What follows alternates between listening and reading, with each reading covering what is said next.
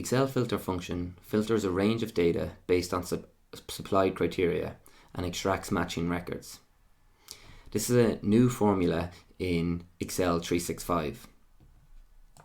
There are 3 fields to be entered. Firstly is the array, which is the range of data you want to filter. Second field is include, which represents the criteria array and where you specify the criteria which your filter will be based on.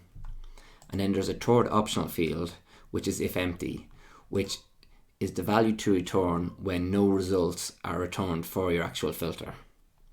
So let's look at an example. Below row 10, we want to return all the sales from this data over here on the right that were greater than 500.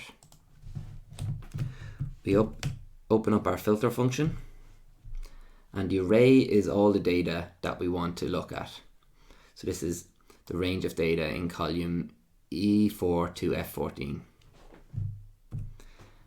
Include is the range of criteria we want to assess. So we want to create a filter based on product sales. So we select the data in product sales,